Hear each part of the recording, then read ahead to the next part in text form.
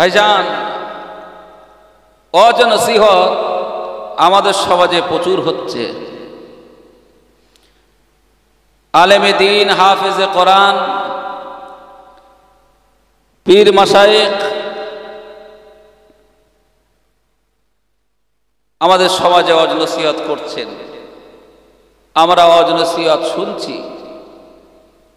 বর্তমান দিনে বক্তার আর অভাব নেই, ওয়াজিনের অভাব নেই, অভাব আমাদের সেই খাঁটি মানুষের অভাব। ইলমের আজ অভাব নেই, অভাব হচ্ছে আমলের অভাব। সারাটা জীবন আমরা ওয়াজ নসিহত শুনলাম, জ্ঞান অর্জন করলাম, যদি আমরা আমাদের জীবনে আমল না করতে পারি, আমাদের জিন্দেগিতে কোরআন সুন্নাহর আমল যদি ফুটিয়ে না তুলতে পারি, রাসূলুল্লাহর হাদিস, আল ইলমু বিলা আমালিন কাসসাহাবি বিলা মাতা। হুজুর বলেছেন, আকাশে মেঘ হলো, বৃষ্টি হলো না, এমনটা হয় না? হয় না? খুব মেঘ ঘনীভূত হলো, বৃষ্টি নেই। বৃষ্টিবিহীন মেঘ যেমন মূল্যহীন, ঠিক ততই বছর আমরা জ্ঞান অর্জন করলাম, ইলম অর্জন করলাম, ওয়াজ নসিহত শুনলাম, কিন্তু আমাদের জীবনে এই ইলমকে আমলে পরিণত করতে পারলাম না। হুজুর বলছেন, বৃষ্টিবিহীন মেঘ যেমন মূল্যহীন, আমল শূন্য ইলম ওটাও মূল্যহীন। সুতরাং জীবনে বহু ওয়াজ শুনেছি, নামাজ পড়তে হবে। নামাজ আল্লাহর হুকুম, আল্লাহর বিধান। এই হুকুম, এই বিধানটা জানা হলো ইলম,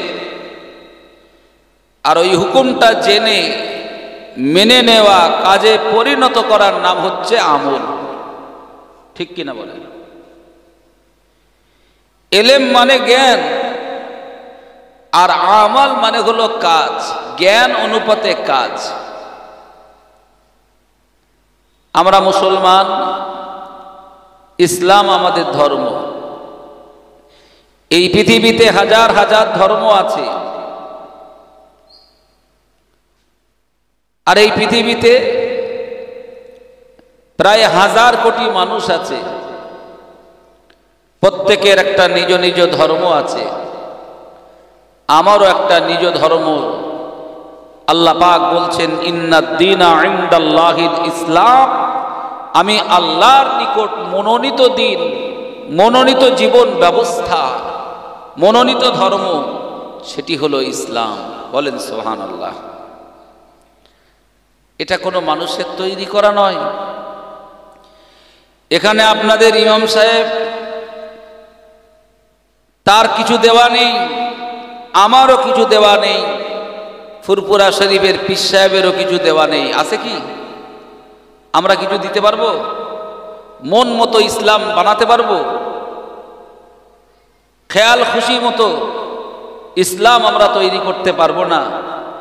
ইসলাম, এই দিন, এই জীবন ব্যবস্থা, এ ধর্ম স্বয়ং আল্লাহ রাব্বুল আলামিন এই জীবন ব্যবস্থা দিয়ে দিয়েছেন। সুবহানাল্লাহ বলেন। তবে দুটি মাধ্যমে এসেছে এই জীবন ব্যবস্থা। কোরআনুল কারীমে আমার আল্লাহ জানিয়েছেন, قد جاءكم من الله نور وكتاب মুবিন। অবশ্যই তোমাদের মাঝে এসেছে আল্লাহর পক্ষ থেকে দুটি নিয়ামত। মিনাল্লাহি নূর, আল্লাহর তরফ থেকে এসেছে একটি নূর।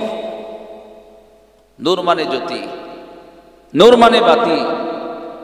গোটা দুনিয়া ছিল যখন অন্ধকার, নূর নবী মুহাম্মদুর রাসূলুল্লাহ জ্যোতি স্বরূপ সিরাজুম মুনির উজ্জ্বল আলো আল্লাহর তরফ থেকে এসে দুনিয়ার অন্ধকারকে দূর করে দিয়েছেন।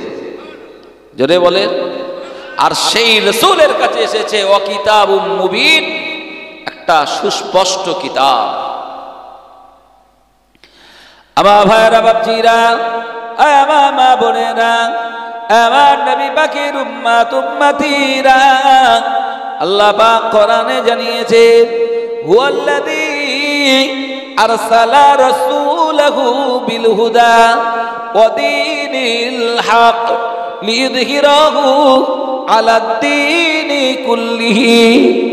আমার আল্লাহর কোরআন জানিয়ে দিয়েছে, আয় বান্দা বান্দি, আমি আল্লাহ তোমাদের কাছে একজন রাসূল প্রেরণ করেছি।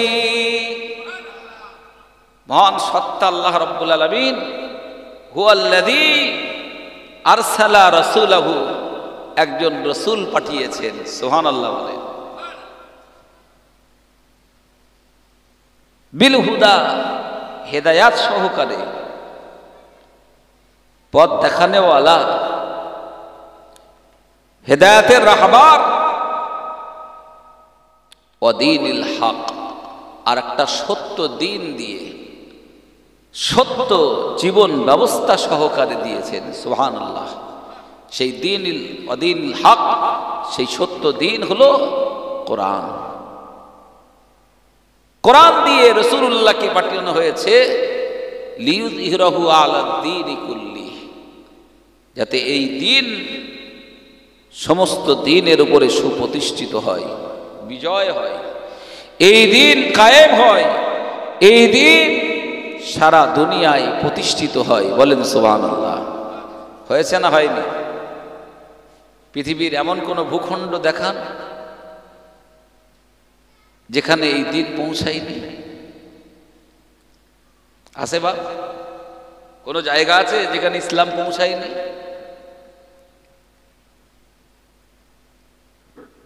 কয়েক মাস আগে আন্দামান সফর করলাম। কলকাতা এয়ারপোর্ট থেকে পোর্ট ব্লেয়ার, আন্দামান নিকোবর যে দ্বীপপুঞ্জ, প্রায় 2.5 ঘন্টা লাগে ফ্লাইটে। সেটাও আমাদের দেশের মধ্যেই পড়ে। এই সাগর পার করে সেখানে দিনকে নিয়ে গেল, সেখানে ইসলাম কি করে গেল? আরব সাগর পার হয়ে এই জমিনে ইসলাম কিভাবে এলো? সারা পৃথিবীতে 256টা কান্ট্রি আছে, এমন কোন জায়গা নেই যেখানে ইসলাম পৌঁছায়নি। সুবহানাল্লাহ বলেন। ইসলাম হচ্ছে আদ-দীনু হুয়ান নাসিহা, কল্যাণের ধর্ম, উপকারের ধর্ম, শান্তির ধর্ম। ইসলাম কাউকে ক্ষতি করতে শেখায়নি, ইসলাম হিংসা শেখায়নি, ইসলাম ভালোবাসা শিখিয়েছে, উদারতা শিখিয়েছে, ভ্রাতৃত্ব বোধ শিখিয়েছে, মহব্বত শিখিয়েছে। সুবহানাল্লাহ বলেন। ভাইরা বাপজিরা, মা বোনেরা, আমার আল্লাহ সত্য দিন দিয়ে, কোরআনুল কারীমকে দিয়ে, রাসূলুল্লাহকে এই জমিনে পাঠিয়েছেন। মুহাম্মাদুর রাসূলুল্লাহ সাল্লাল্লাহু আলাইহি ওয়াসাল্লাম আল্লাহ পাকের এই সত্য দিন সমাজে প্রতিষ্ঠা করেছেন, কোরআনের আইন প্রতিষ্ঠা করেছেন। আর তার জীবনের সুমহান আদর্শটা দিয়ে গোটা সমাজটাকে তিনি সাজিয়েছেন। এমন একটা সমাজ তিনি বানিয়েছেন, যখন তিনি দুনিয়া ছেড়ে চলে গেলেন, তার অবর্তমানে হযরত আবু বকর সিদ্দিক রাদিয়াল্লাহু আনহু মুসলিম জাহানের তিনি খলিফা হয়েছিলেন। হযরত আবু বকর সিদ্দিক রাদিয়াল্লাহু আনহু হযরত ওমর ফারুক রাদিয়াল্লাহু আনহুকে ওনার খেলাফত কালে প্রধান বিচারপতির দায়িত্ব দিলেন। আস্ত রাসূলুল্লাহ নেই, আমি আবু বকর সিদ্দিক মুসলিম জাহানের বাদশাহ, খলিফা, আমিরুল মুমিনিন, আমার এই রাজত্বে ওমর তুমি হলে প্রধান বিচারপতি। ইসলামী রাষ্ট্রের সূচনা, খোলাফায়ে রাশেদিনদের যুগ, আল্লাহ রসুল যে সমাজ গড়ে গেলেন, যে দিন প্রতিষ্ঠা করে গেলেন, যে জাতি উপহার দিয়ে গেলেন, সেই জাতির প্রথম খলিফা আবু বকর সিদ্দিক। রাষ্ট্র গঠন হলো, দেশ চলছে বাবা, 1 বছর হয়ে গেল। প্রত্যেক বছরে আমাদের দেশে পার্লামেন্ট আছে, সেখানে বিল পাস হয় না, অধিবেশন হয় না, কথা বলেন না? বিভিন্ন বিষয়ে বিল পাস হয়, শিক্ষা, স্বাস্থ্য, আত্মরক্ষা, সমস্ত বিভাগ কোনটা কিভাবে চলবে তার জন্য অর্থ বাজেট হয়। একটা মন্ত্রণালয় আছে, তার মন্ত্রী আছে। তা হযরত আবু বকর সিদ্দিক রাদিয়াল্লাহু আনহুর খেলাফতকালে বিচার মন্ত্রণালয়ের প্রধান দায়িত্ব দেওয়া হয়েছে ওমর ফারুক রাদিয়াল্লাহু আনহুকে। ভালো করে শোনেন, 1 বছর হয়ে গেছে। 1 বছর হয়ে যাওয়ার পরে একদিন সাহাবে কেরাম সবাই বসেছেন, মনে করেন অধিবেশন বসেছে। 1 বছর ইসলামী রাষ্ট্রের এই শৈশবকাল কেমন কাটলো, আমি আবু বকর সিদ্দিকের খেলাফত কাল কেমন চলল, জনগণ কেমন নিরাপদ এবং শান্তিতে আছে, অডিট হচ্ছে। তখনকার শাসকরা ছিলেন মানুষের সেবক। তারা কি ছিলেন? মানুষের সেবক, মানে সেবা করতেন। আর এখনকার শাসকরা এরা সেবক না, এরা সেবা নিচ্ছে? বলেন না কথা। আমার ভাইরা, বাপজিরা, ও আমার মা বোনেরা, আমার নবী পাকের উম্মত উম্মতিরা, কার খুলে শুনুন, হযরত ওমর ফারুক রাদিয়াল্লাহু আনহুকে ডাক দিয়ে বলেন, ও ওমর, আমি আবু বকর সিদ্দিক রাদিয়াল্লাহু আনহু, আমার এই খেলাফতের 1 বছর চলে গেল। এই 1 বছরে আপনাকে আমি প্রধান বিচারপতি দায়িত্ব দিয়েছিলাম, চিফ জাস্টিস বানিয়েছিলাম। বলুন না, এই রাজত্বকালে বিচার ব্যবস্থার দায়িত্বটা আপনার হাতে ছিল, দেশের আইন শৃঙ্খলার সব কিছু দায়িত্ব আপনার হাতে দেওয়া ছিল। বলুন, 1 বছরে এই সমাজে, এই দেশের অবস্থাটা কি? আইন শৃঙ্খলা যদি ঠিক না থাকে, মানুষ নিরাপদ থাকবে? কথা বলে। দেশে যদি বিচার ব্যবস্থা না থাকে, প্রশাসন না থাকে, তাহলে তো মানুষ বেপরোয়া হয়ে যাবে। দেশে প্রশাসন আছে, আইন শৃঙ্খলা আছে, থানা আছে, কোর্ট আছে, আছে তো নাকি? দেশের আইন শৃঙ্খলা, দেশের সামাজিক অবস্থাটা কি? হযরত ওমর ফারুক রাদিয়াল্লাহু আনহু বলছেন, ইয়া আমিরুল মুমিনিন, এদেশের আইন শৃঙ্খলা, এদেশের বিচার ব্যবস্থা, শাসন ব্যবস্থা সম্পূর্ণ নিরাপদ, সম্পূর্ণ একেবারেই ফিতনা মুক্ত, অশান্তি মুক্ত। 1 বছর আমি এই রাজত্বে, আপনার খেলাফতে প্রধান বিচারপতি হয়ে আছি। 1 বছরের ভিতরে আমার আদালতে কেউ কারোর বিরুদ্ধে কোনো মামলা আনেনি। সুবহানাল্লাহ বলেন। আমার এই রাজত্বে, এই বিচার ব্যবস্থাতে, আমার আদালতে কেউ কারোর বিরুদ্ধে কোনো মামলা করেনি।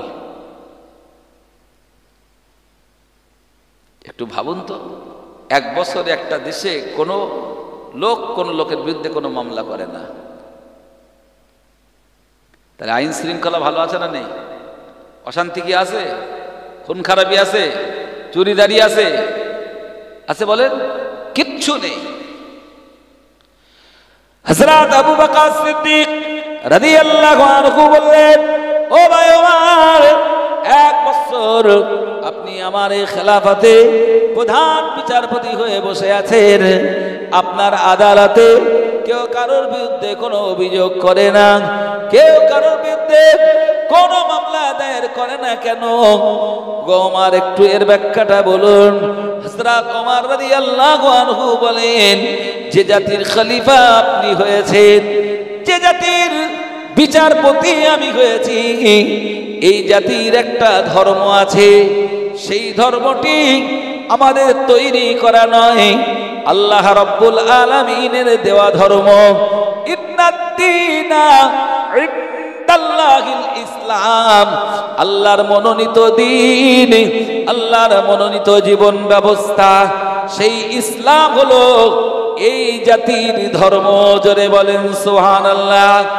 ও আমিরুল মুমিনিন, খলিফাতুল মুসলিমিন, এই জাতির একজন নেতা আছে, এই জাতির একজন লিডার আছে। এই জাতি একজন নেতা, একজন লিডারকে অনুসরণ করে, একজন লিডারকে মেনে চলে। তিনি সাধারণ দুনিয়ার কোনো মানুষ না, তিনি হলেন সাইয়্যিদুল মুরসালিন, শাফিউল মুজনাবিন, ইমামুল মুরসালিন, রাহমাতুল লিল আলামিন। তিনি হলেন এই জাতির নেতা, তার নেতৃত্ব এই জাতি মেনে চলে। জোরে বলেন সুবহানাল্লাহ। আমিরুল মুমিনিন, খলিফাতুল মুসলিমিন, হে আবু বকর, যে জাতির খলিফা আপনি, যে জাতির বিচারপতি আমি, এই জাতির হাতে একটা সংবিধান আছে, সেই সংবিধানটি হলো আমার আল্লাহর কোরআন। জোরে বলেন সুবহানাল্লাহ। যে জাতির সংবিধান আল্লাহর কোরআন, আর যে জাতির নেতা বিশ্বনবী মুহাম্মদুর রাসূলুল্লাহ সাল্লাল্লাহু আলাইহি ওয়াসাল্লাম, যে জাতির দ্বীন বা ধর্ম হলো ইসলাম, না না না, এই জাতির ভিতরে কোনো অন্যায়, কোনো অপরাধ, কোনো জুলুম, কোনো অত্যাচার কিছুই থাকতে পারে না। ঠিক কি না বলেন? যে জাতির ধর্মটা ইসলাম, সংবিধানটা কোরআন, নেতা হলেন মুহাম্মদুর রাসূলুল্লাহ সাল্লাল্লাহু আলাইহি ওয়াসাল্লাম, সেই জাতির ভিতরে চুরি থাকতে পারে না। থাকতে পারে, কারণ কোরআনের আইনে কি? আস-সারিকু ওয়াস-সারিকাতু ফাকতাউ আইদিয়াহুম। চোর নারী হোক পুরুষ হোক, কোরআনের বিধান কি? হাত এখান থেকে কেটে নাও। শুনলে তো আঁতকে উঠবে, চুরি করলে হাত কাটা। সৌদি আরবে যারা গেছেন, আলহামদুলিল্লাহ আপনাদের দোয়ায়, আমি তো হজ পাকে গেছি, 1.5 মাস সেখানে সময় দিয়ে একটা লোককে তো হাত কাটা দেখিনি। তার মানে এই আইন আছে বলে কেউ চুরি করে না। ঠিক কি না? আমার দেশে যদি চুরির হিসেব করা হয়, হাত কাট থাকবে বলেন তো? হ্যাঁ, সিবিআই যেখানে হাত দিচ্ছে সেখানে সমস্যা। ঠিক না ভুল বলেন? পেপার পত্রিকা তো পড়তেছি আমরা, আমি ঘরে ধরতে বলছি না, এটা সারা দুনিয়া জানে। গরিব মানুষ, মেহনতি মানুষ, খেটে খাওয়া মানুষ, শিক্ষিত ছেলে মেয়ে লেখাপড়া শিখে মনে করেন একটা কিছু করে খাবে, কিন্তু এমন সময় এসে পড়েছি লেখাপড়া শেখা ওই পর্যন্ত, তারপরেরটা ইতিহাস, তারপরেরটা বাস্তবতা। আমি আর বলে নিজের বিপদ ডেকে আনছি না। ঠিক কি না বলে? হযরত আবু বকর সিদ্দিক রাদিয়াল্লাহু আনহু বললেন, ওমর, তোমাকে যে বিচারপতি বানানো হয়েছে, লোকে কিন্তু জানে ওমর হচ্ছেন বিচারপতি। ওমর কি? আরে ইনি সেই ওমর যার শাসন আমলে বাঘ আর বকরি দুটো এক ঘাটে পানি পান করেছে। সুবহানাল্লাহ বলেন। ইনি তো সেই ওমর, রাস্তা দিয়ে যখন চলেন সেই রাস্তায় ইবলিস শয়তান আর যায় না, কারণ ওমর গেছে, ওমরের ভয়ে ইবলিস শয়তান সেই রাস্তায় যায় না। সুবহানাল্লাহ।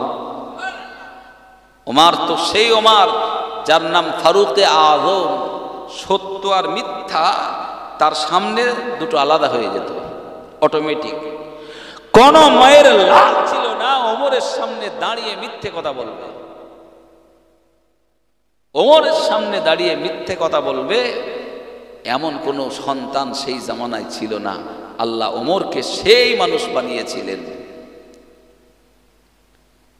আল্লাহ রসুল বলেছিলেন, আনা খাতামুন নবিয়্যিন, আমি হলাম নবীদের শেষ। লা নবিয়্যা বাদি, আমার পরে আর কোন নবী, উত্তর দেন না, আর নবী নাই। ওয়ালাউ কানা নাবিয়্যাম মিন বাদি লাকানা উমারা নবিয়্যা, আমার পরে যদি আল্লাহ নবী কাউকে বানাতেন তো হযরত ওমর হতেন আমার পরের নবী। জোরে বলে। কিন্তু নবুয়াতের সিলসিলা এখানেই খতম, নবুয়াত এখানেই শেষ। আমি রাসূলুল্লাহর পরে আর তো নবী নেই, সুতরাং ওমর ও নবী হতে পারবে না। কিন্তু যদি হতো ওমর হতেন। ওমর নবী হওয়ার মতো যোগ্যতা রাখতেন। সুবহানাল্লাহ। নবী হওয়া কি সহজ নাকি? কথা বলেন না। পৃথিবীতে সবচাইতে মর্যাদা নবীদের বেশি। তামাম দুনিয়ার সমস্ত আলেম, সমস্ত ইমানদার, সমস্ত বুজুর্গ, সমস্ত পীর মাশায়েখ, আল্লাহওয়ালা, সমস্ত মানুষ যদি এক পাল্লায় দেন আর একজন যে কোনো নবীকে আর এক পাল্লায় দেন, মর্যাদার দিক দিয়ে কোন পাল্লা ভারী?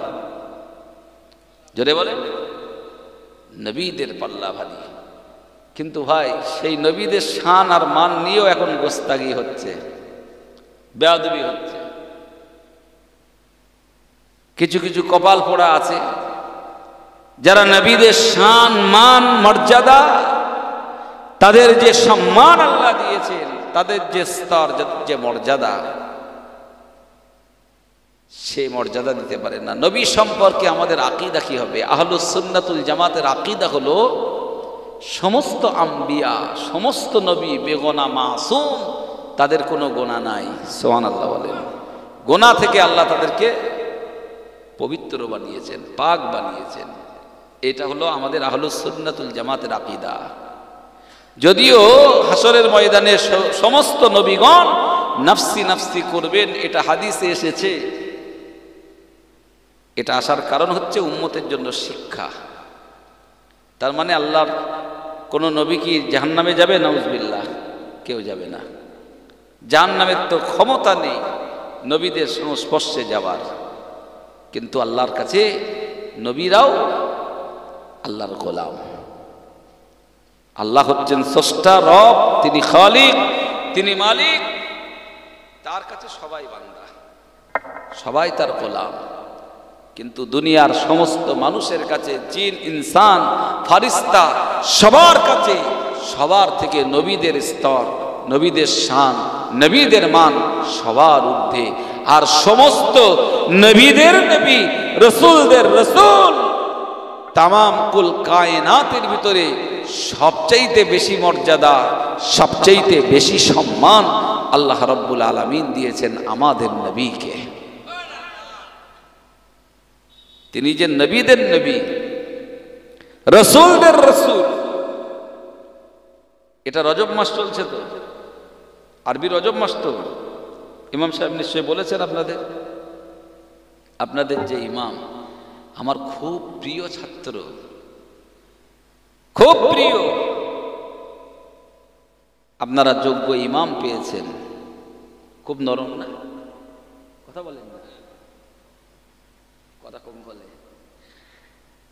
আলহামদুলিল্লাহ, ভালো ইমাম পেয়েছেন। একটু সময় দেবেন, মাঝে মাঝে বসবেন, চায়ের দোকানে, হাটে ঘাটে, বাজারে, মাঠে এইসব করে ফাও সময়টা এখানে না দিয়ে এখানে থাকা হয় তো। এসা পর্যন্ত, মাগরিব থেকে এসা পর্যন্ত একটা কাজ করবেন। আমাদের ফুরফুরা শরীফ মক্তব বোর্ড আছে, ফুরফুরা শরীফ মক্তব বোর্ড। আমরা বাংলার সমস্ত গ্রামে গ্রামে, মহল্লায় মহল্লায় বাচ্চাদেরকে কোরআন শিক্ষার জন্য যে তালিমের সহি শিক্ষার যে ব্যবস্থা, ফুরফুরা শরীফ থেকে ভাইজান হুজুররা যে ডিরেকশন দিচ্ছেন সেইভাবে আমরা সারা বাংলা জুড়ে মক্তব বোর্ড করে মক্তবগুলো, মক্তব মানে ইসলামী বুনিয়াদি শিক্ষা দরকার আছে না নাই? যারা বলেন আছে না নাই? আপনাদের এখানে আছে কি জানি নেই। আমাদের এই মক্তব বোর্ডের সঙ্গে যুক্ত হয়ে যান। ফুরফুরা শরীফকে মানেন তো নাকি? ফুরফুরা শরীফ দাদা পীরের আওলাদ, তারা সারা বাংলায় শিক্ষার জন্য যে প্রোগ্রাম নিয়ে ফ্রিতে কিতাব দেওয়া হবে, আমরা আসব, একটা মক্তব আমাদের বোর্ডে যুক্ত হবে। আমাদের যে সিস্টেম আছে সেই সিস্টেমগুলো, সেই সিলেবাস সেগুলো দেওয়া হবে। আপনাদের ইমাম আপনাদের ঘরের বাচ্চাদেরকে শিক্ষা দান করবেন, কোরআন শিক্ষা দেবেন, মাসলা মাসাইল শিক্ষা দেবেন। বোর্ডের যে সিলেবাস আছে, দিনিয়াত ধর্মীয় যে বিষয়গুলো আছে, প্রত্যেকটা মুসলমান নারী পুরুষের জন্য তালাবুল ইলমি ফরিদাতুন আলা কুল্লি মুসলিম, সবার জন্য যে দ্বীন শিক্ষা করা ফরজ, সেই ফরজ দ্বীন শিক্ষার জন্য যে সিলেবাস করা হয়েছে সেই সিলেবাসের কিতাব দেওয়া হবে। সেই সিলেবাসের কিতাব ইমাম সাহেবরা পড়াবেন, আমাদের ঘরের বাচ্চারা শিখবে। সুবহানাল্লাহ বলেন। এটা বলা যায় দাদা হুজুর মডেল। কি মডেল? আমরা দাদা হুজুর মডেল মানব তো নাকি? আমাদের ফুরফুরা শরীফ মক্তব বোর্ডের উদ্দেশ্য হচ্ছে দাদা হুজুর মডেল। যার যা যা থাক আমাদের দাদা হুজুর থাক। কথা ঠিক কিনা বলে? আমরা দাদা হুজুরকে ছাড়তে পারবো?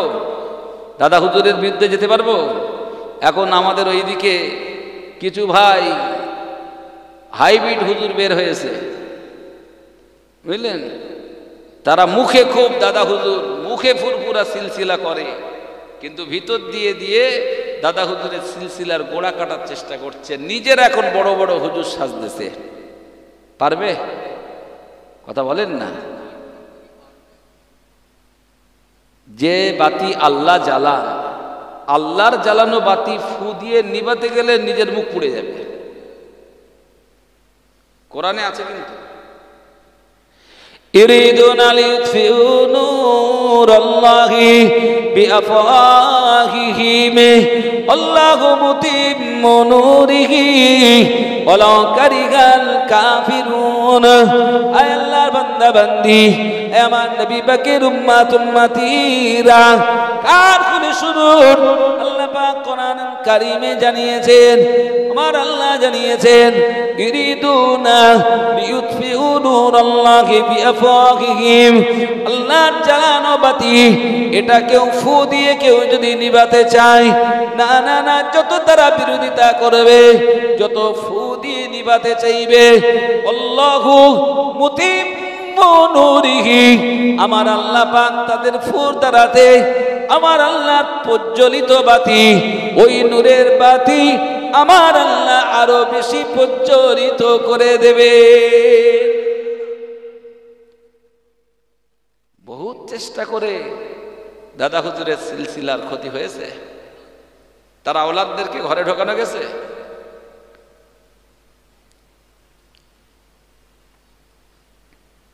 এটা আল্লাহর নিয়ামত, এটা আল্লাহর নিয়ামত। তো যাই বা হোক, ভালো ইমাম পেয়েছেন। আমার বক্তব্য হচ্ছে একটু সময় দেবেন। ওয়াজের মজলিসে কিছু মৌলিক কথা বলা যায়, এখান থেকে কি আমি আলিফ বাতাসা আলিফ বেতেসে পড়াতে পারবো? হ্যাঁ, আমি হরফগুলো কি শেখাতে পারবো? 1-1.5 ঘন্টা 2 ঘন্টার আলোচনাতে এসে আমরা সমস্ত শিক্ষা এখানে দিতে পারবো না। এখানে ইসলামের ফান্ডামেন্টাল ল, মূল এবং মৌলিক বিষয়গুলো, ঈমান আকীদা আমলের বিষয়গুলো আলোচনা হয়।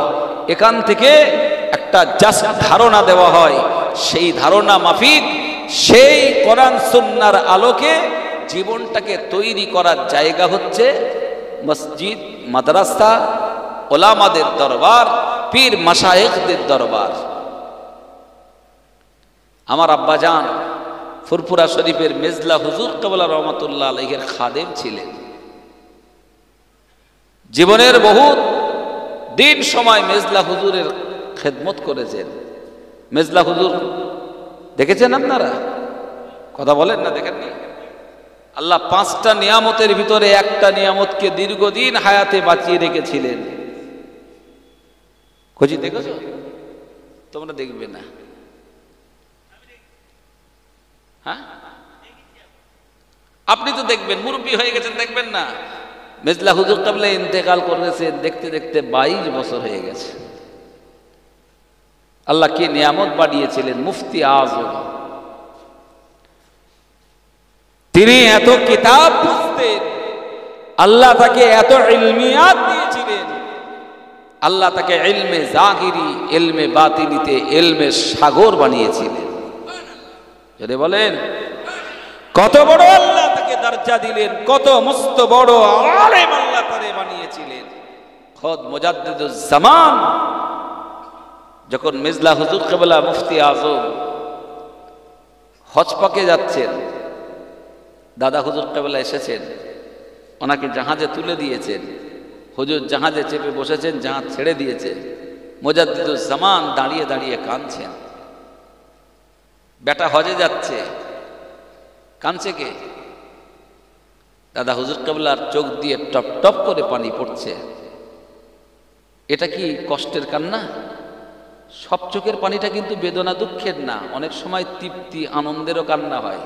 মেয়েরা যখন শ্বশুর বাড়ি যায়, ছেলেরা বিয়ে করতে যায়, অনেক ছেলেদেরকে কাঁদতে দেখেছি। বিয়ে করতে যেয়ে কাঁদবে কেন? শ্বশুর বাড়ি যাচ্ছে কাঁদবে কেন? এ কান্নাগুলো দুঃখের কান্না না। সব কান্না কি দুঃখের? কিছু কিছু কান্না তৃপ্তির কান্না হয়। আবার আল্লাহর কাছে প্রশংসার জন্যও অনেক মানুষ কাঁদে। মুজাদ্দিদুজ জামান আমির শরিয়াত দাদা পীর রহমাতুল্লাহ আলাইহির চোখ দিয়ে পানি পড়ছেন। আর ভক্ত মুরিদ খলিফারা যারা আছে তাদেরকে সম্বোধন করে বললেন, বাবারা, আমার ইলমের জাহাজকে আমি আবু বকর দরিয়ায় ভাসিয়ে দিলাম। কি বললেন? ইলমের জাহাজকে দরিয়ায় ভাসিয়ে দিলাম। আল্লাহ তারে হেফাজত করে হজ্জে মাবরুর নসিব করে হায়াত থাকলে আল্লাহ আবার আবু বকরের কোলে তারে ফিরিয়ে দেবেন। কত বড় নিয়ামত আল্লাহ বানিয়েছেন, কত বড় জবরদস্ত আল্লাহর ওলি ছিলেন। আমার আব্বাজান বলতেন, মিজদা হুজুর কেবলা রহমাতুল্লাহ আলাই আল্লাহ রসুলের সঙ্গে বাক্যলাপ করছেন, কথা বলছেন, কোথায় মদিনা আর কোথায় ফুরফুরা। আল্লাহ রাসূল সাল্লাল্লাহু আলাইহি সাল্লাম স্বয়ং মিজলা হুজুর কেবলা রহমাতুল্লাহ আলাইহির খাস কামরাতে চলে এসেছেন। নবীরা পারে না? পারেন না? পারেন না? তামাম দুনিয়াতে যেতে সক্ষম নবীদেরকে আল্লাহ সেই পাওয়ার দিয়েছেন। আল্লাহ হচ্ছেন ইনফিনান পাওয়ারের মালিক, সীমাহীন ক্ষমতার অধিকারী। আর নবীদেরকে আল্লাহ তাআলা এমন ক্ষমতা দিয়েছেন, তারা ইন্তেকালের পরে তামাম দুনিয়া তারা ভ্রমণ করতে পারেন, রুহানি হালে যেতে পারেন। এটা হাদিসে এসছে, প্রত্যেকটা মোমেনের কবরে আমার রসুলকে দেখানো হয়, রসুলকে আনা হয়, রসুলুল্লাহকে হাজির করে বলা হয়, মা কুনতা তাকুনু ফি হাযার রাজুল, এই ব্যক্তি সম্পর্কে তুমি কি জানো বলো। তাহলে একজন রসুলকে তামাম দুনিয়ার মোমেনের কবরে নিয়ে যাওয়া হচ্ছে কি করে বলে? এটা হচ্ছে আল্লাহর কুদরত নাকি? এগুলো আমাদের মতো শুকনো বেরেনে ঢোকবে না বলো। ভাইরা বাপজিরা, ও মা বোনেরা, ও আমার নবী পাকের উম্মাত উম্মাতিরা, আমরা আম মানুষ, সাধারণ মানুষ, আমাদের ঈমানটা মজবুত করে নেক আমলের জিন্দেগিটা আমাদেরকে গড়তে হবে। আল্লাহর ঘর মসজিদে বেশি বেশি সময় দিতে হবে, আলেম ওলামাদের সঙ্গে সোহবত দিতে হবে। দ্বীনের ইলমের যে ঘাটতিটা আছে, নামাজ, ইবাদত, বান্দেগি, আমাদের জীবনের আমলগুলো করতে যে জিনিসগুলোর দরকার, যেগুলো আমরা জানি না, আমাদের উচিত হলো যারা জানেন জাননেওয়ালাদের কাছে জেনে নিতে হবে। ইন্না হাযাল ইলমা দীনুন ফানজুরু আম্মান তাখুযুনা দীনাকুম। ধর্মের জ্ঞানটা ধর্ম, যার কাছ থেকে নেবে তার কাছ থেকে দেখে নাও। ফাসালু আহলা যিকরি ইন কুনতুম লা তা'লামুন, যেগুলো জানো না, যারা আহলে জিকির জাননেওয়ালা, তাদের কাছ থেকে জেনে নাও। কে বলছেন? কে বলছেন বলে? আল্লাহ বলছেন যেগুলো জানো না তুমি জেনে নাও। জানার সুযোগ আছে না নেই? আমি যেটা জানি না সেটা তো আপনি জানেন, আপনার কাছ থেকে জানতে হবে আমার। ১৫০০ বছর আগে যখন মক্কার জমিনে অন্ধকার ছিল, আইয়ামে জাহেলিয়াত ছিল, মানুষ অজ্ঞ ছিল। জাহেল মানে অজ্ঞ, জাহেল মানে কি? অজ্ঞ। তো সেই জাহেলিয়াতের যুগে রাসূল এসেছেন অজ্ঞদেরকে বিজ্ঞ বানাতে। ভাষাটা বুঝেছেন? যারা ছিল অজ্ঞ তাদেরকে বিজ্ঞ বানাতে আমার রাসূল এসেছেন। তারা বিজ্ঞ হয়েছেন, সাহাবায়ে কেরাম বিদ্বান হয়েছেন। সর্বপ্রথম বিদ্যার সাগর হয়েছেন হযরত আব্দুল্লাহ ইবনে আব্বাস রাদিয়াল্লাহু আনহু, আল্লাহর কোরআনের সর্বাপেক্ষা শ্রেষ্ঠ জ্ঞানী। তাকে বলা হয় রাইসুল মুফাসসিরিন, সমস্ত মুফাসসিরদের ভিতরে তিনি সেরা। সুবহানাল্লাহ বলেন।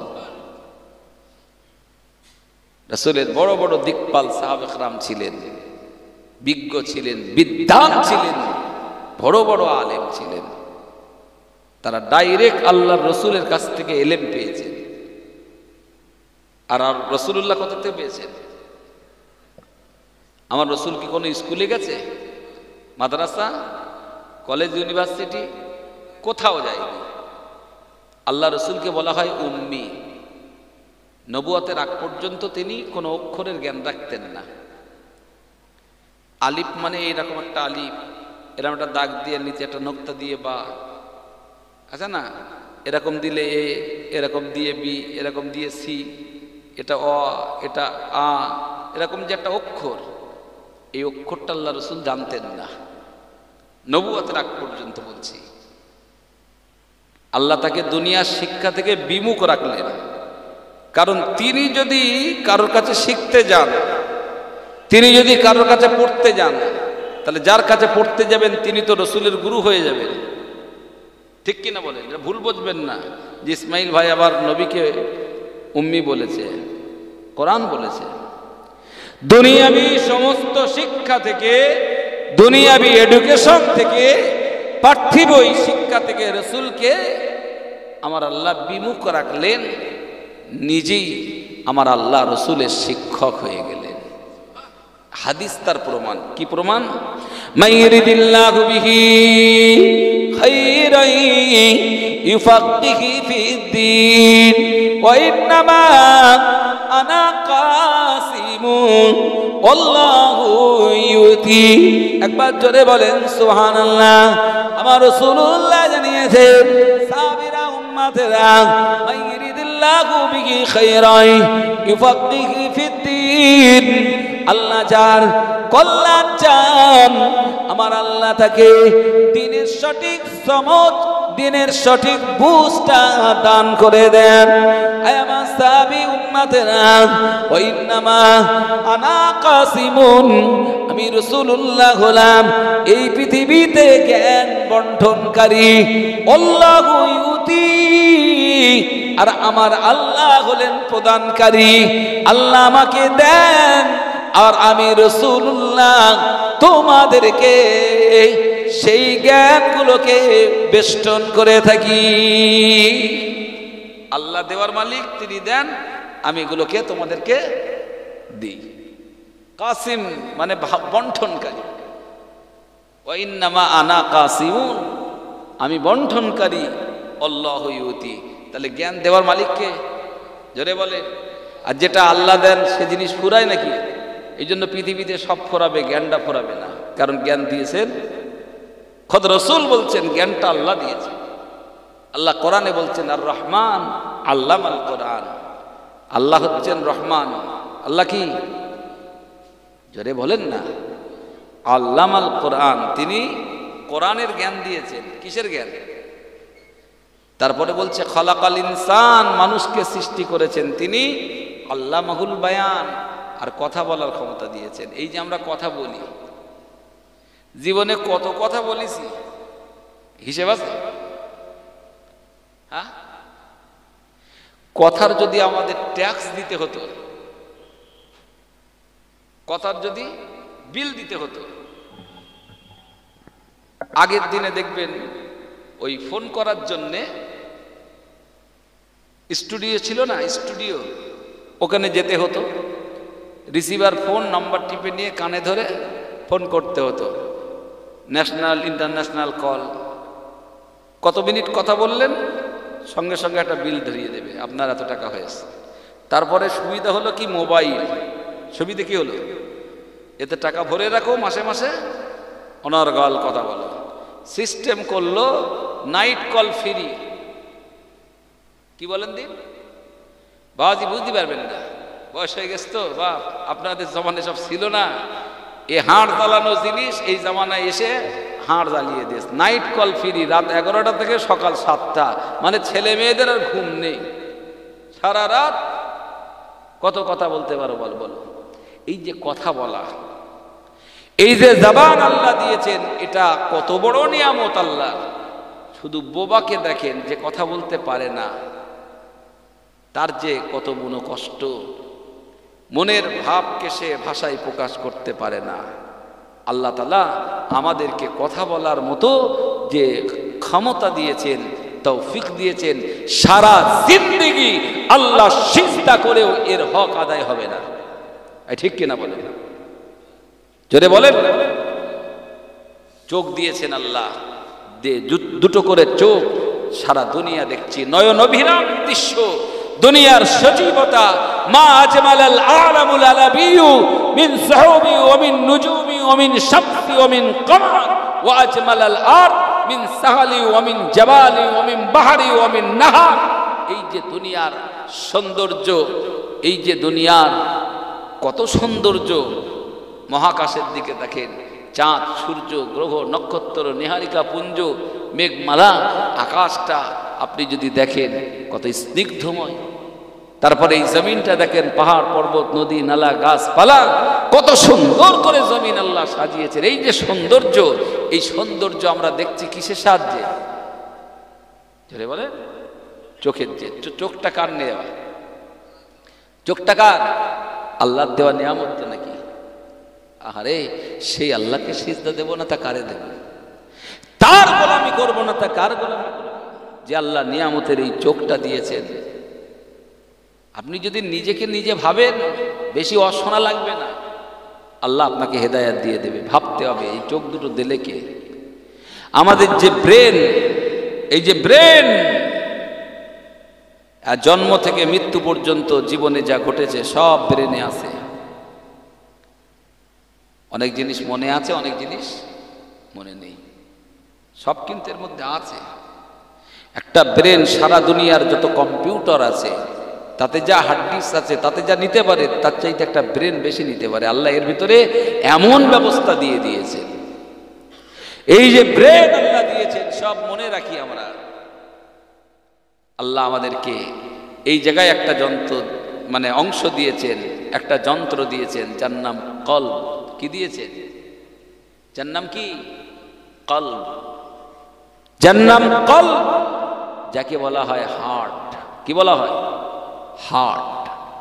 হার্ট না, হার্ট। এই হার্ট, এটা যদি সচল থাকে সব সচল, আর এইটা যদি একটু আটকে যায়, ব্লক হয়ে যায়, ব্যাস কেল্লা ফতে পারে। তাড়াতাড়ি নিয়ে যাচ্ছে হসপিটালে, কি হয়েছে? এই তো ভালো মানুষ দিল, হার্ট ব্লক হয়ে গেছে। বলে হার্ট স্ট্রোক হয়েছে না? রক্ত সঞ্চালন, রক্ত চলাচলের যে মানে পরিবেশ, যে রক্ত চলাচলের যে সিস্টেম, সেই সিস্টেমের ত্রুটি হলেই ব্যাস সব শেষ। আল্লাহ রসুল বলছেন, আলা ওয়া ইন্না ফিল জাসাদি মুদগা। আয় উম্মত, আয় আল্লাহর বান্দা বান্দি, আমি রসুল বলছি, তোমার শরীরের ভিতরে একটা গোস্ত পিণ্ড আছে, হাড় আছে। তোমার শরীরের ভিতরে কলব নামে একটা অংশ আছে। ইদা সালাহাত সালাহাল জাসাদু কুল্লু, সেটা ঠিক থাকলে সব ঠিকঠাক। সুবহানাল্লাহ বলেন। কত বড় মেডিকেল সায়েন্স চিন্তা করেন, কত বড় চিকিৎসা বিজ্ঞানী আমার রাসূলুল্লাহ। ১৫০০ বছর আগে যখন কোনো মেশিন ছিল না, কোনো আবিষ্কার ছিল না, কোনো ইনজিওগ্রাম ছিল না। হার্টে যে ইনজিওগ্রাম করে জানেন তো, এই তার এখান থেকে ঢুকিয়ে দেয়।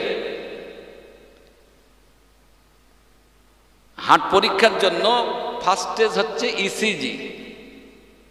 প্রথম করে কি ইসিজি। ইসিজিতে তাহলে তারপরে কি করে,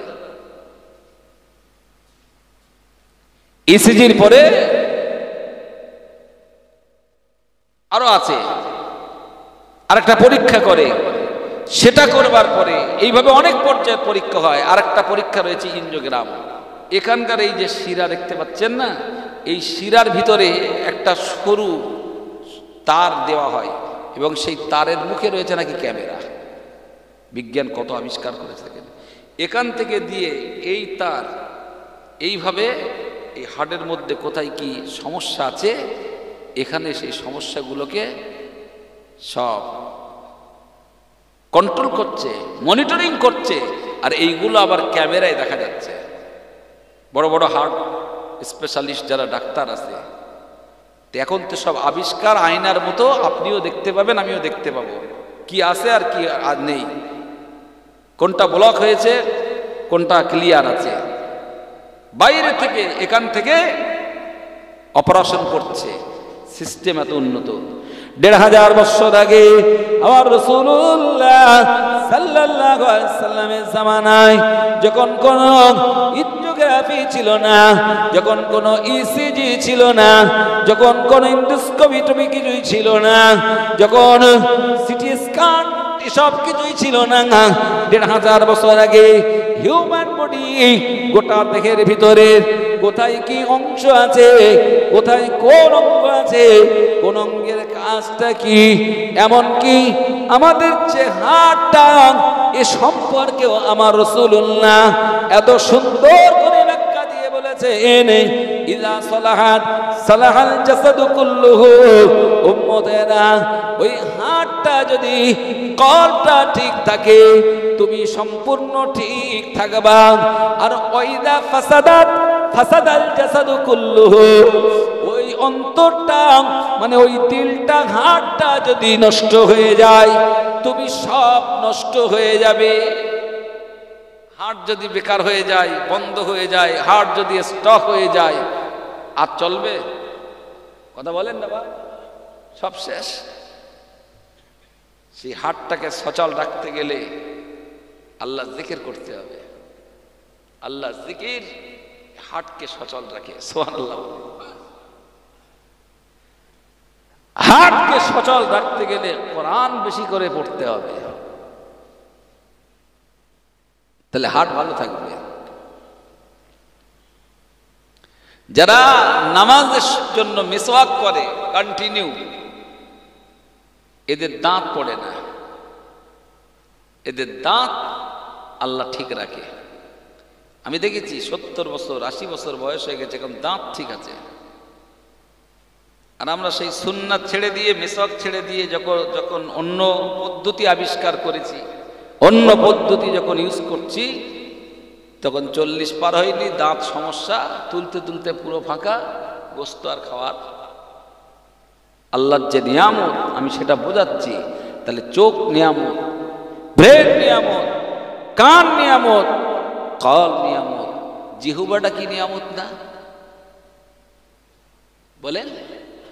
জবান আল্লাহ দিয়েছেন, জবান দিয়ে যা মুখে আসে তা বলি, একবারে হিসেব করি না। তারপরে এই যে জিহ্বা আল্লাহ দিয়েছেন, এক জিহ্বা ১০০০ রকমের স্বাদ একটা অংশ থেকে আমরা পাচ্ছি। কথা ঠিক কিনা? ঝাল বলেন, টক বলেন, মিষ্টি বলেন, যা দেবে। খাজুর গাছ এই শীতকালে কাটে না, খাজুরের রস তো উঠে গেল, আগে ছিল না ভাই?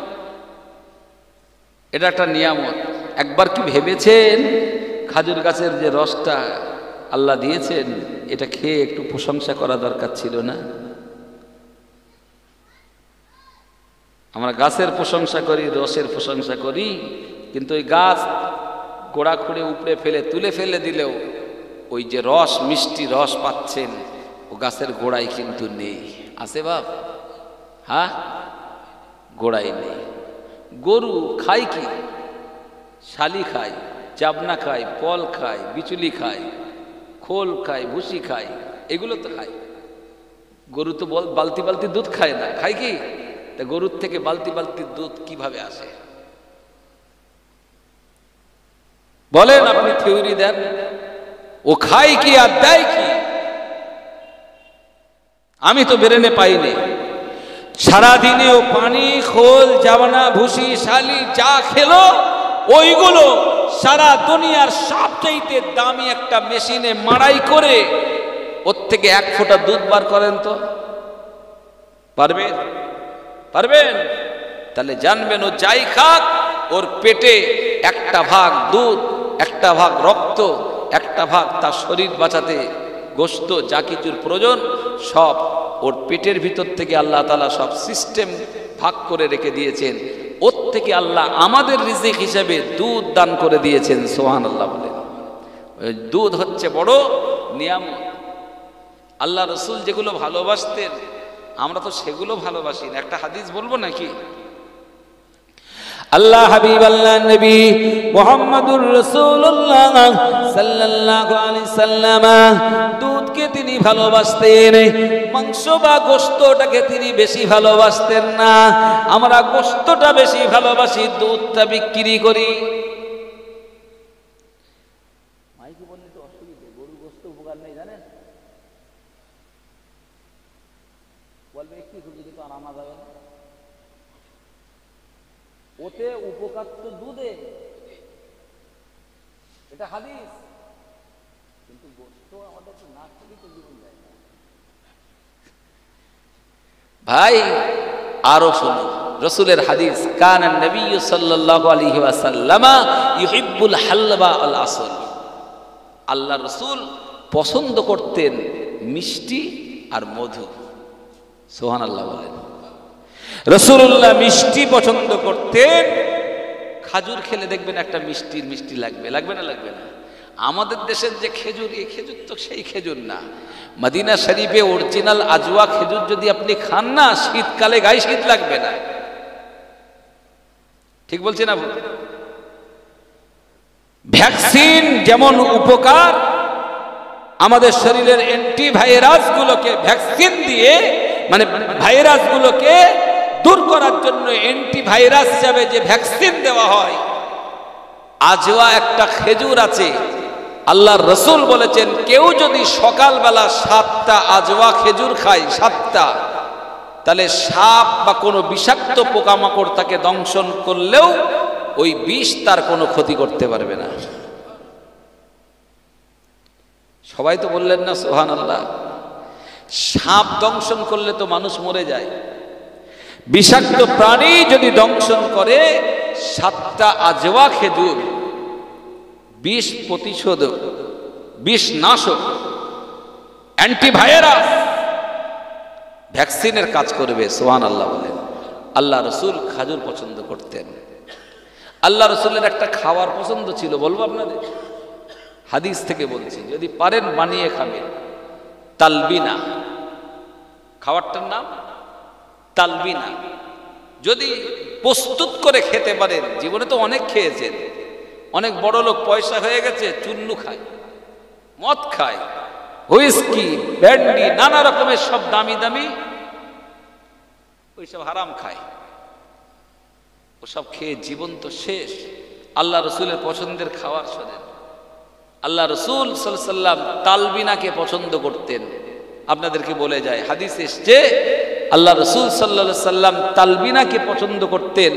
তালবিনা যারা অসুস্থ থেকে সুস্থ হয়ে ওঠে, শরীর দুর্বল থাকে, উইক থাকে, যে সমস্ত মায়েরা প্রসূতি হন, বাচ্চা হওয়ার পরে বা সিজার হওয়ার পরে, বা যারা দুরারোগ্য ব্যাধি থেকে যখন ব্যাধিমুক্ত হয়ে সুস্থ হয়ে ওঠে, শরীর তো দুর্বল থাকে, ওই সময় তাদের জন্য তালবিনা একটা অত্যন্ত গুরুত্বপূর্ণ শরীরের স্বাস্থ্যকর খাবার, যা আল্লাহর রসুল পছন্দ করতেন। সুবহানাল্লাহ বলেন।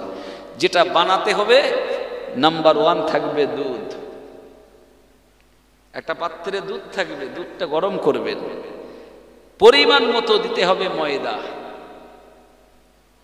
ময়দা, ভালো ময়দা, আর তার সঙ্গে দিতে হবে খাঁটি মধু, খাঁটি কি মধু, আর তার সঙ্গে দিতে হবে খাঁটি খাজুর, গুড় মাখানো খাজুর না, আমাদের বাগজলার হাটে পাওয়া যায় গুড় মাখানো খাজুর, ও খাজুর না, অরিজিনাল যে খাজুর, কালমা খাজুর হোক, আজওয়া খাজুর হোক, এই অরিজিনাল খাজুর আর অরিজিনাল মধু, এই যে ডুপ্লিকেট মধু হবে না, অরিজিনাল যেটা মধু, যদি চাকের মধু পান একটু দাম বেশি যাবে, আর দুধ আর ময়দা, এই চারটে জিনিস দিয়ে একটা হালুয়া টাইপের বানানো হয়, বানানো যায়, এটাকে বলা হয় তালবিনা। কি বলা হয়?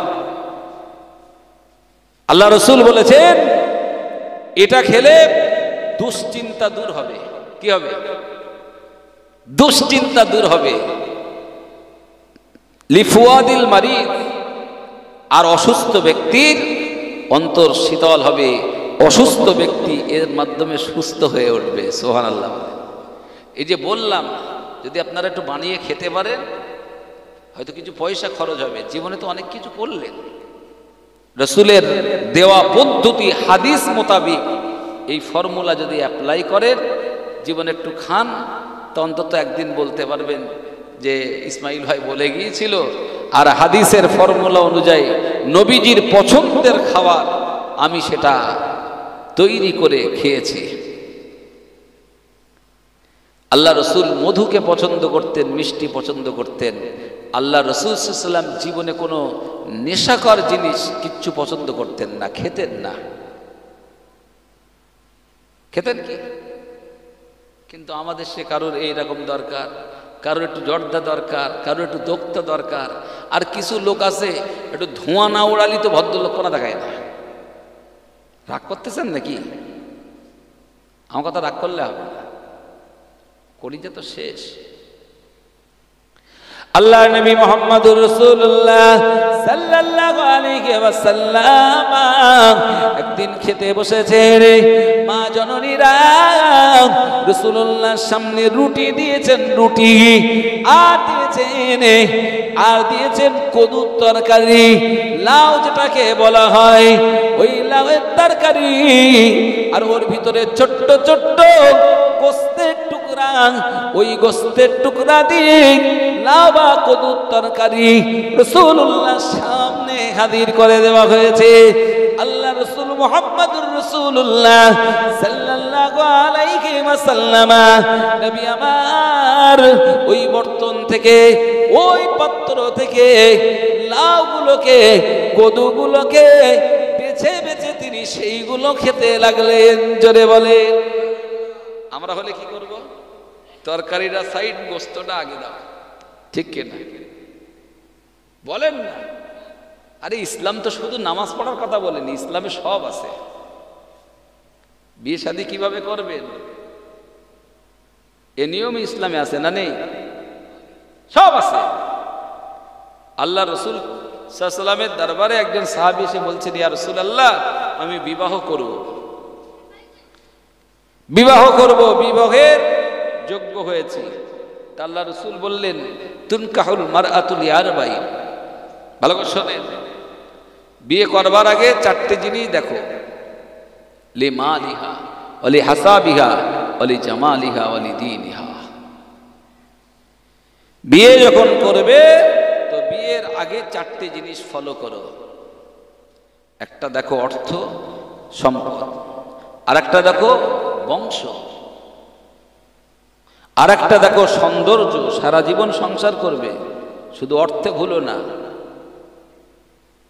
সৌন্দর্যটা দেখো, আর দেখো ধর্ম, আর দেখো বলেন ধর্ম, দিন দেখো। এই চারটে জিনিস যদি দেখা হয়, অর্থ, বংশ, সৌন্দর্য আর ধর্ম, হুজুর লাস্টে বলেছেন ফাজফার বিদাতিদ দ্বীন। অবশ্যই এই চারটের মধ্যে ধর্মটা, দিনটা, শরিয়তটা, ধর্ম পরায়ণা কিনা এইটার উপরে বেশি গুরুত্ব দাও। সুবহানাল্লাহ। কারণ অর্থ আজ আছে, কাল নাও থাকতে।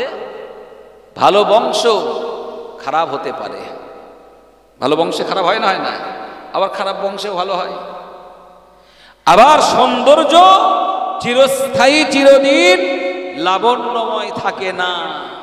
কত নায়িকা একটা সময় সেই দেখতে ছিল, তারপরে আলু পোড়া দেখেছেন? আলু পোড়া, আলু পোড়ালি এরকম হয়। সেই ছবি ছিল, সে ছবি আর নেই, আলু পোড়া মতো হয়ে গেছে। হয় না, হয় না?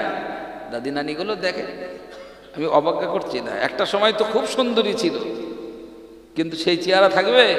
সৌন্দর্য চিরদিন থাকবে না।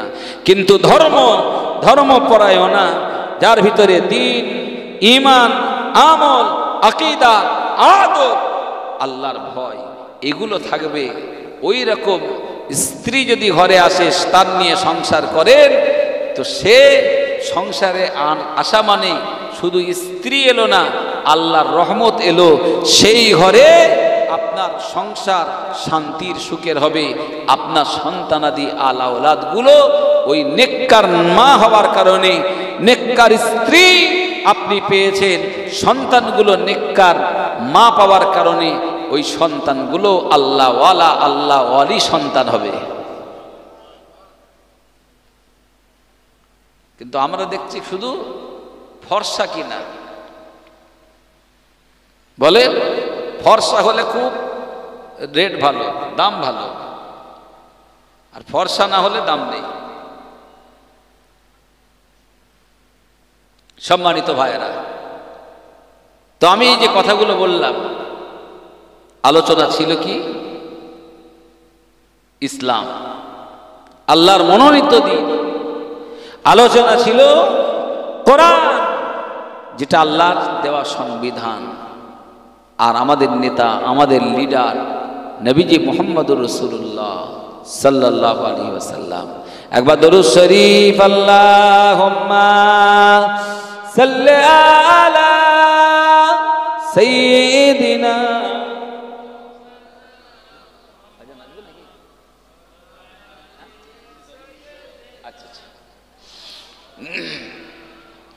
আচ্ছা ভাই, যা আলোচনা করলাম, আর রাগটা করলেন নাকি? কোনো আমল হোক না হোক, ওই খাওয়ার আমলটা যেন হয়। মনে আছে আপনাদের? তাহলে তো আপনার ব্রেনও ভালো, তো বুড়ো বয়সেও। আল্লাহ রসুল যেগুলো ভালোবাসতেন, আমার কাছে যদি শোনার পরে মনে না থাকে, আপনাদের ইমাম সাহেবের কাছে জিজ্ঞেস করে নেবেন, ওরা পড়েছে হাদিস, হাদিসে আছে এটা। আল্লাহ রসুল সাল্লাল্লাহু আলাইহি সাল্লাম যা আমাদের জন্য যেগুলো দিয়ে গেছেন, যা করণীয় কর্তব্য হিসাবে যা বলে গেছেন, যা আমাদেরকে দিয়ে গেছেন, আল্লাহ রসুলের সুন্নাতকে যদি আঁকড়ে ধরেন, নবীর ভালোবাসাগুলো আঁকড়ে ধরেন, নবীর আদর্শ যদি জীবনে আঁকড়ে ধরেন, এহকাল পরকালে সব কালাকালি নাজাত, এতেই শান্তি। সুবহানাল্লাহ। আল্লাহ কি বলছেন? আমি ছাড়বো, মা আতাকুমুর রাসূলু ফাখুযুহু ওয়া মা নাহাকুম আনহু ফান্তাহু। হে আমার বান্দা বান্দিরা, আমি আল্লাহ বলি, আমার রাসূলুল্লাহ তোমাদের জন্য যা কিছু করণীয় কর্তব্য হিসাবে পেশ করেছেন, ওইগুলো মেনে চলো, ওইগুলো গ্রহণ করো, ওইগুলো আঁকড়ে ধরো। ওয়া মা নাহাকুম আনহু ফান্তাহু। আমার রাসূলুল্লাহ যেগুলো নিষেধ করেছেন, বারণ করেছেন, মানা করে দিয়েছেন, ওইগুলো তোমাদের জীবনে বর্জন করো, ওইগুলো বাদ দিয়ে দাও। ওয়াত্তাকুল্লাহ, আল্লাহকে ভয় করো। ইন্নাল্লাহা শাদীদুল ইকাব, আমার আল্লাহ কঠিন শাস্তি প্রদাতা। তাহলে এই আয়াতে কারিমাতে এসেছে, আমার রাসূল যা নিয়ে এসেছেন, যা দিয়েছেন, যা বলেছেন, যা করেছেন, ওইগুলোই আমাদের জীবনের আদর্শ, যেগুলো বারণ করেছেন, নিষেধ করেছেন, মানা করে দিয়েছেন, ওগুলো আমাদের জীবন থেকে বাদ দিতে হবে, নইলে আমার আল্লাহ আমাদের উপরে রাগান্বিত হয়ে যাবেন। রাসূল যা করেছেন ওগুলো যদি করি, রাসূল যা বলেছেন যদি সেগুলো মেনে চলি, নবীজি যেগুলোকে নিষেধ করেছেন ওগুলো যদি ছেড়ে দিতে পারি, আমরা আল্লাহর প্রিয়, আল্লাহর মহব্বতের বান্দা হয়ে যাব। আল্লাহ পাক আমাদেরকে নাজাত দিয়ে দেবেন। জোরে বলেন তাকবীর দেন, নারায়ে তাকবীর। জোরে হয় না নারায়ে তাকবীর? আর তো জোরসে বলেন নারায়ে তাকবীর। সিলসিলায়ে হক ফুরফুরা শরীফ আওলাদে মুজাদ্দিদুজ জামান ভাইজান হুজুর কিবলা, নারায়ে তাকবীর। ভাই আমার, আমি বিদায় নিচ্ছি। আমি এখান থেকে যাব অনেক দূর, সে হাসনাবাদ যেতে হবে। ওখানে একটা মাদ্রাসার জলসা আছে। মনে করছেন শুধু কামাই করতে যাচ্ছে? না, মাদ্রাসার জলসা মানে সেখানে দিতে যেতে হয়। আর নিয়ে তো করেছি কিছু দেব। বড় মাদ্রাসা চলছে হযরত মাওলানা ইয়াকুব আলী সাহেব হুজুরের পরিচালনায়। তো সেখানে যাব। ভাইজান হুজুর কিবলা তিনি এসেছেন, আপনাদের খেদমতে আসবেন। তার আসার আগ পর্যন্ত হুজুরের সাথী সঙ্গী আমাদের বন্ধু একটু নাত পড়বে, দুটো একটা গজল পড়বে, আপনারা একটু শুনুন। ভাইজান হুজুরের সঙ্গে একটু সাক্ষাৎ করে দুটো কথা বলে আমি ওখানে যাব। আল্লাহ পাক আবার সময় সুযোগ মিলিয়ে দিলে আবার দেখা হবে ইনশাল্লাহ। শেষ কথা বলি, আমার নিজে দায়িত্বে চলছে একটি বড় বৃহৎ বালিকা মাদ্রাসা, যেখানে এক্ষুনি 330 জন মেয়ে পড়াশুনো করছে। সেই সাথে সাথে শিক্ষার দরকার, শিক্ষার বিকল্প কিছু নেই। আমার নিজ এলাকায় একটা মিশন তৈরি করেছি। এবছর জানুয়ারিতে সেটা ওপেন হলো। একদিকে ধর্মীয় শিক্ষা, আর একদিকে আধুনিক স্কুলের শিক্ষা, দুটি সমন্বয়ে আমাদের ঘরের বাচ্চারা যাতে আদর্শ শিক্ষা লাভ করতে পারে, মানুষের মতো মানুষ তৈরি হতে পারে, এই জন্য বহুত টাকা ব্যয় করে একটা মা মারিয়াম আলাইহিস সালামের নামে মারিয়াম গার্লস মিশন, একটা মিশন মানে ইসলামী সঙ্গে জেনারেল শিক্ষার ব্যবস্থার একটা প্রতিষ্ঠানও আমার একেবারেই গ্রামে করা হয়েছে। এগুলো করার উদ্দেশ্য কি? জাতিকে শিক্ষার আলো দেখাতে হবে। একটা মা শিক্ষিত হওয়া মানে একটা সমাজ শিক্ষিত হওয়া, ঠিক কিনা বলেন? আপনাদের ঘরের ক্লাস 4 উত্তীর্ণ মেয়েদেরকে মাদ্রাসায় বলেন আর মিশনে বলেন লেখাপড়া শেখাবার জন্যে আপনারাও সেখানে উপযুক্ত ইসলামী পর্দার সাথে আদবে সেই পরিবেশে পড়াশোনার ব্যবস্থা, আপনাদের ইমাম সাহেবের সঙ্গে যোগাযোগ করবেন, সেখানে ভর্তি হওয়ার সুযোগ আছে। এই পর্যন্ত বলে দোয়া চেয়ে, ভাষার যদি কোনো ত্রুটি হয় ক্ষমা চেয়ে বিদায় নিলাম। আসসালামু আলাইকুম। দোয়া করুন।